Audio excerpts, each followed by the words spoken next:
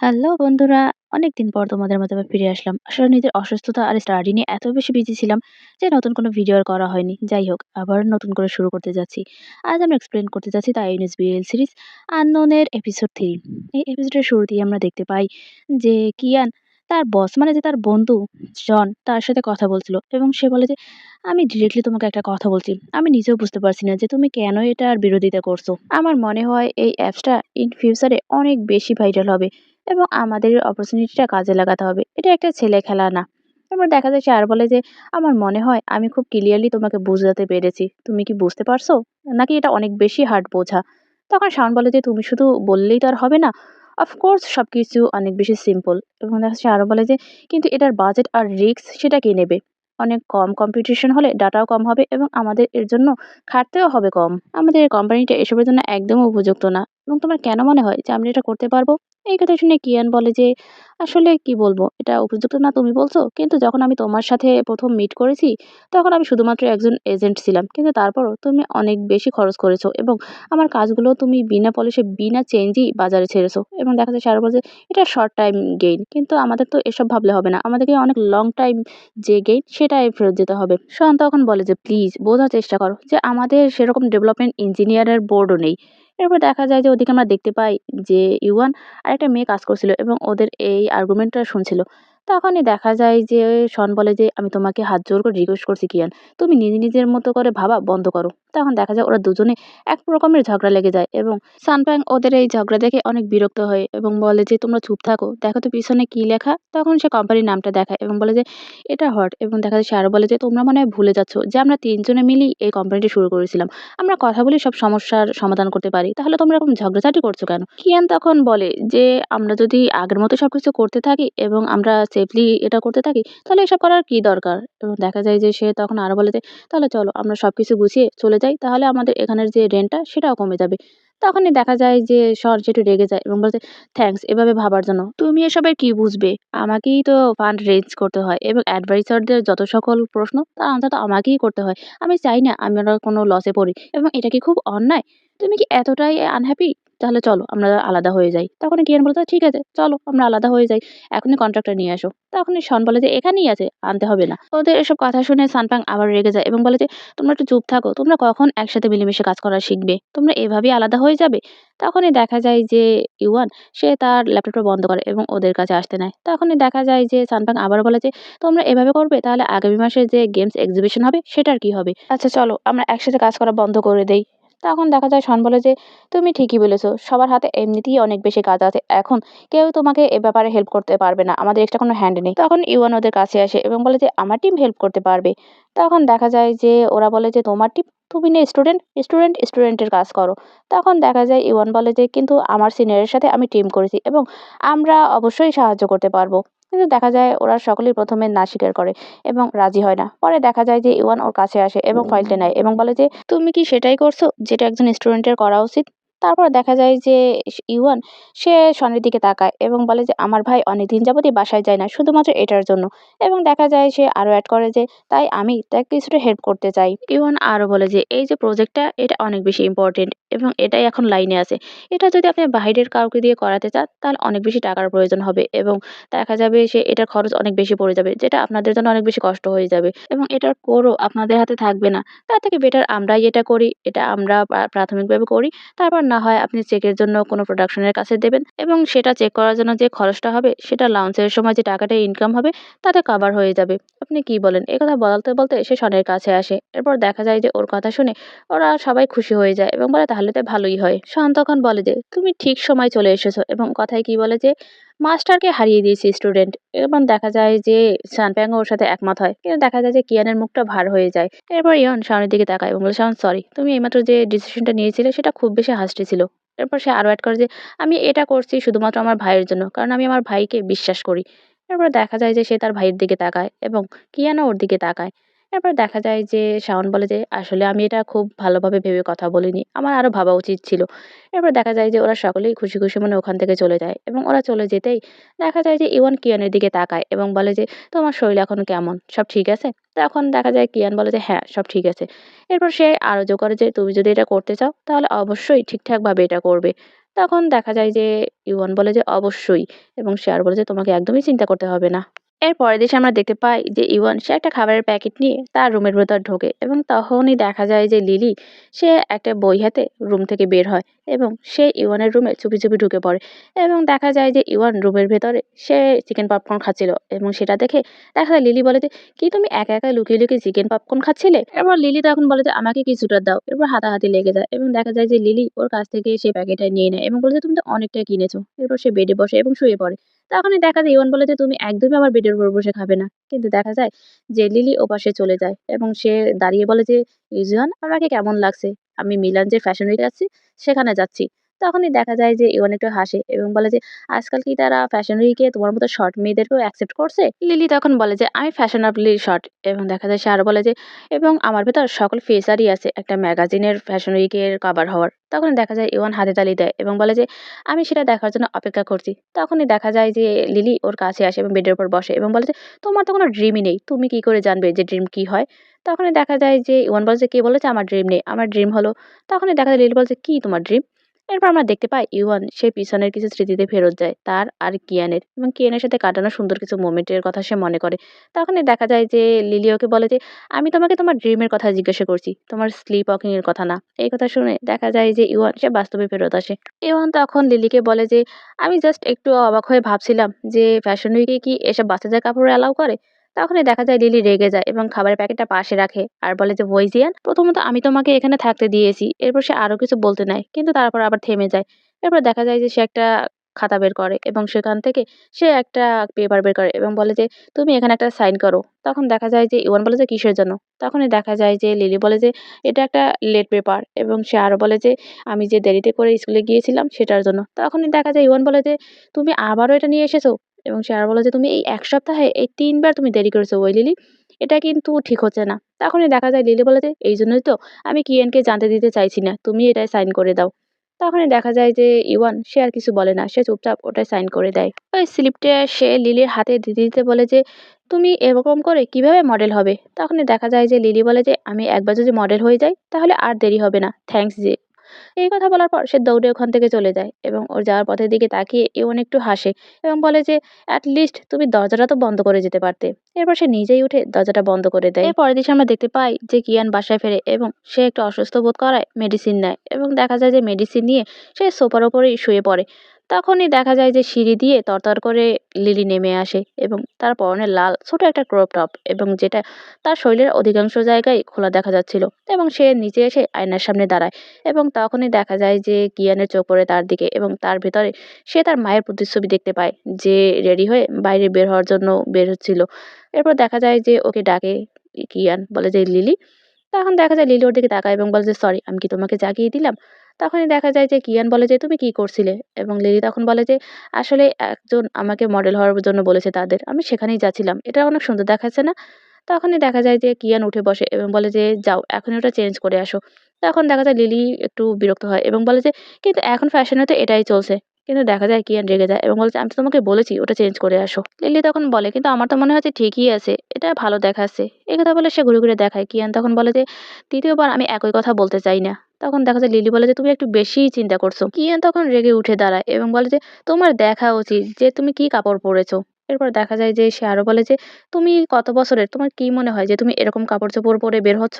তখনই দেখা যায় যে লিলি বলে যে, "ওয়েল, তুমি আমাকে নিতে আসতে পারো একটু পরে, এবং আমি তো এখন বড় হয়ে গেছি।" কিয়ান তখন বলে যে, "তোমার এত বেশি টাকার দরকার?" লিলি তখন বলে যে, "না, চান্স তো আর সবসময় আসে না। এটা খুব রেয়ার।" তখনই দেখা যায় যে কিয়ান বলে যে, "তুমি কি ওই মহিলার মতো ড্রেস আপ করার চেষ্টা করছো?" তখন দেখা যায় লিলির একটু মন খারাপ হয় এবং বলে যে, "কে?" এরপর সে আরো বলে যে, "তুমি বলছো না কেন যে কার কথা বলছো তুমি?" তখনই কিয়ান বলে যে, "তুমি কি তোমার মায়ের মতো হওয়ার চেষ্টা করছো?" তখনই লিলি বলে যে, "তোমার কি মনে হয় না তুমি অনেক বেশিই বলে ফেলেছো? তুমি কি করে এসব কথা বলতে পারো? তুমি কি করে ওই মহিলার সাথে আমাকে কম্পেয়ার করতে পারো?" এরপর লিলি আরো বলে যে, "তুমি আসলে অনেক খারাপ।" একথা বলে সে ওখান থেকে বেরিয়ে যায়। তখন কিয়ান আরো রেগে যায় এবং বলে যে, "তুমি এরকম ড্রেস আপ করে যদি তুমি বাহিরে যাও তাহলে আর ফিরে আসার কথা চিন্তা করো না।" একথা বলার পর দেখা যায় যে সে একটু অসুস্থ ফিল করে।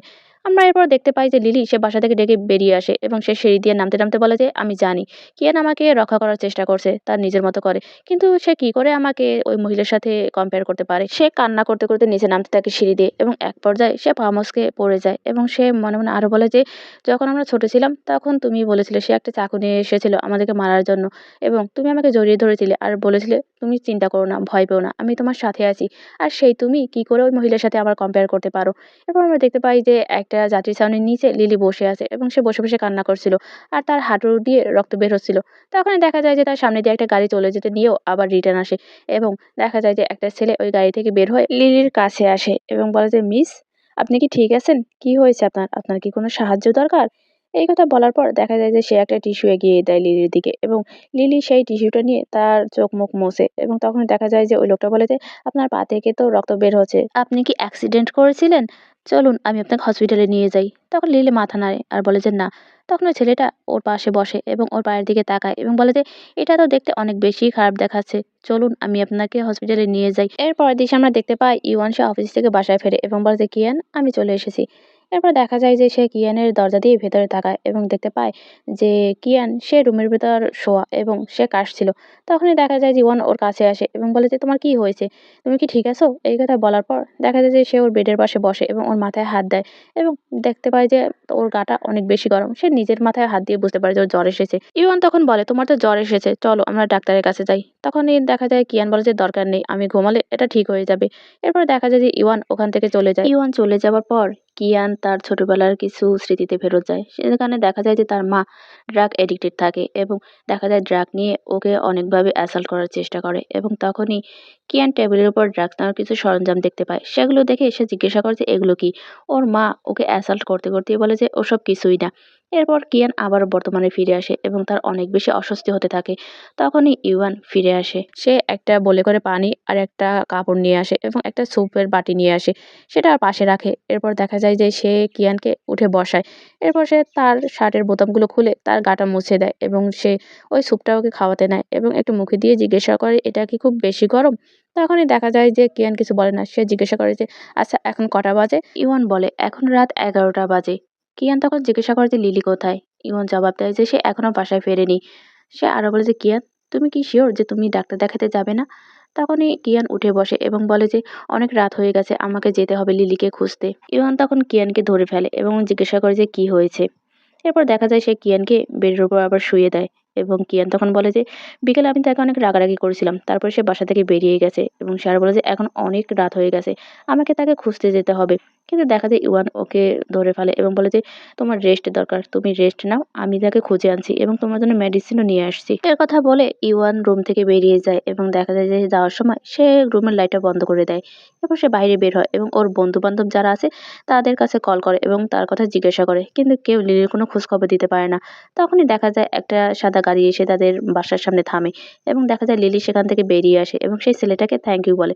ছেলেটা তখন বলে যে তুমি কি শিওর যে আমাকে তোমার সাথে আসতে হবে না? তখন লিলি বলে যে হ্যাঁ আমি শিওর, আমি একাই যেতে পারবো। তখনই দেখা যায় ছেলেটা বলে যে আচ্ছা ঠিক আছে, সাবধানে যেও। তখন দেখা যায় সে ওই ছেলেটাকে থ্যাংক ইউ বলে। ইয়ন লিলিকে দেখতে পায় এবং দেখা যায় যে সে ওর দিকে তাকিয়ে থাকে। তখন আমরা দেখতে পাই যে পাশ থেকে আরো কয়েকটা বাজে ছেলে ওদের দিকে তাকিয়ে থাকে এবং তখনই দেখা যায় যে লিলি সামনে আসে এবং ওই ছেলেটা গাড়ি নিয়ে ওখান থেকে চলে যায়। তখন দেখা যায় ইওয়ান এসে লিলির হাতটা ধরে এবং বলে যে তুমি কি করছিলে, কোথায় ছিলে তুমি? তখন লিলি বলে যে আমি হাতে ব্যথা পাচ্ছি। ইওয়ান তখন বলে যে তুমি তোমার ফোন ধরছিলে না কেন এবং তুমি কি ওই ছেলেটাকে চেনো? তুমি কি করে তার গাড়িতে উঠতে পারো? তখন দেখা যায় যে লিলি হাতটা ছাড়িয়ে নেয় এবং বলছে হাত ছাড়ো, আমি ব্যথা পাচ্ছি। সে আরো বলে যে তোমার আর কিয়ানের কি হয়েছে আজকে?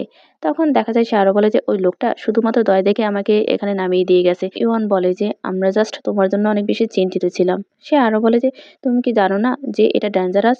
অপরিচিত গাড়িতে ওঠা তোমার জন্য একদমই উচিত হয়নি। সে আরো বলে যে কিয়ানও তোমার জন্য চিন্তিত। লিলি তখন বলে যে চিন্তিত? কিন্তু সেই তো আমাকে বলেছে বাড়ি থেকে বের হয়ে যেতে, আমি তো সেটাই করেছি সে যেটা বলেছে। একজন অপরিচিত লোকও আমার উপর দয়া দেখিয়েছে আর তোমরা দুজন পারো শুধু আমাকে বকাবকি করতে। এই কথা বলার পর লিলি সে বাসার দিকে চলে যেতে নেয়। তখনই তার সামনে কিয়ান চলে আসে এবং কিয়ানকে দেখে ও একটু থতমত খায়। কিয়ান তখন অনেক কষ্টে ওর দিকে তাকায় এবং বলে যে তুমি ফিরে এসেছো দেখে আমি খুশি হয়েছি। এই কথা বলে কিয়ান অপর দিকে ফিরে চলে যেতে নেয়, কিন্তু তখনই মাথা ঘুরে সে পড়ে যায়। এবং দেখা যায় যে লিলি আর ইওয়ান দুজনেই দৌড়ে তার কাছে যায়। এরপর দৃশ্যে আমরা দেখতে পাই যে ইওয়ান ওকে হসপিটালে নিয়ে আসে এবং সে করিডোরে অপেক্ষা করতে থাকে। যখনই কিয়ানের রুম থেকে ডক্টর বেরিয়ে আসে, ইওয়ান দৌড়ে তার কাছে যায় এবং জিজ্ঞাসা করে যে তার ভাই এখন কেমন আছে। ডক্টর তখন তার পকেট থেকে একটা সিগারেট বের করে মুখে নেয়, কিন্তু ইওয়ান সেটা রেখে দেয় এবং বলে যে, বলো আমাকে কি সমস্যা হয়েছে আমার ভাইয়ের। তখন ডক্টর একটু ভাবে এবং বলে যে, আচ্ছা তোমার ভাই কি এখনো স্মোকিং করে? তখন ইমন বলে যে হ্যাঁ। ডক্টর তখন একটু হাসে এবং বলে যে, তুমি জানতে চাইছো যে তোমার ভাইয়ের কি হয়েছে? এরপর সে একটু দম নিয়ে আবার বলে যে তার নিউমোনিয়া হয়েছে। সে আরো বলে যে সে তার মাথা এবং লাঞ্চে ব্যথা পেয়েছে, কিন্তু সে এখনো স্মোকিং করছে। তখনই দেখা যায় যে ইওয়ানের মনে পড়ে তাকে নিয়ে যে রেস খেলেছিল সেটার কথা, এবং তখনই সে অনেক মারাত্মকভাবে জখম হয় তার অপোনেন্টের দ্বারা। ইওয়ান তখন ডক্টরকে জিজ্ঞাসা করে যে আচ্ছা ওই লি এখন কোথায় আছে। ডক্টর তখন বলে যে সেটা তোমার জানার বিষয় না। এই কথা বলতে বলতেই ডক্টর চলে যেতে নেয় এবং যেতে যেতেই সে বলে যে তুমি ভুলে যেও না যে তোমার ভাই কেন চিরতরে ওগুলো বন্ধ করতে চেয়েছিল। এরপর দেখা যায় যে ইওয়ান সে ধীরে ধীরে হেঁটে কেবিনের কাছে আসতে দেয়। তখন ওই ডক্টর আবার দৌড়ে ওর কাছে আসে এবং বলে যে ইওয়ান। তখন ইওয়ান বলে যে কি হয়েছে। তখন ওই ডক্টর বলে যে তোমার কাছে কি লাইটার হবে। তখন ইওয়ান তার পকেটে খোঁজার চেষ্টা করে লাইটার, কিন্তু খুঁজে পায় না। তখন এই ডক্টর বলে যে তাহলে আমাকে 20টা টাকা দাও। তখন ইওয়ান বলে যে কিন্তু আমার কাছে শুধু 100 টাকাই আছে। তখন ডক্টর বলে যে দাও আমাকে। ইওয়ান তার পকেট থেকে ওই টাকাটা বের করে ডক্টরের কাছে দেয় এবং বলে যে বাকিটা আমি রেখে দেবো, সমস্যা নেই। একথা বলে দেখা যায় যে ডক্টর ওখান থেকে চলে যায়। ইওয়ান তখন ওই ডক্টরের যাওয়ার পথের দিকে তাকিয়ে বলে যে তুমিও এগুলো ছাড়ার চেষ্টা করো, নাহলে তোমার অবস্থাও আমার ভাইয়ের মতো হবে। এর পরের দৃশ্যে আমরা দেখতে পাই যে কিয়ান সে তার রুমের ভেতর এবং সে ওয়াশরুম থেকে মাত্রই বের হয়ে আসে। তখনই দেখা যায় যে তার মাথার ভেতর সেদিনের সেই রেসের যে চিত্রগুলো সেগুলো ভেসে ওঠে এবং তার মাথায় অনেক বেশি যন্ত্রণা হতে থাকে। তখনই সে পড়ে যেতে নেয় এবং বিছানার উপর বসে পড়ে। তখন দেখা যায় যে ইওয়ান ওই রুমের ভেতর ঢোকে এবং বলে যে কিয়ান তোমার কি হয়েছে, তুমি বেড থেকে কেন নেমেছো? কিয়ান তখন বলে যে আমি জাস্ট বাথরুম ইউজ করে আসলাম। তখনই দেখা যায় যে ইওয়ান বলে যে যদি দরকার না হয় তাহলে তুমি অযথা নড়াচড়া করো না।